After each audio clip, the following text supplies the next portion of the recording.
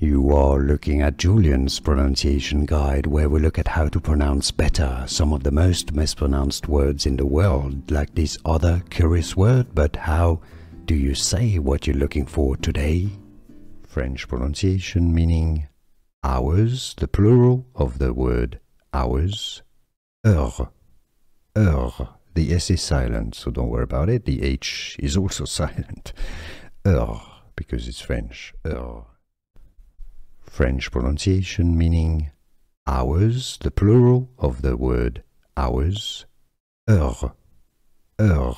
The S is silent, so don't worry about it. The H is also silent. Heures, because it's French. Heures.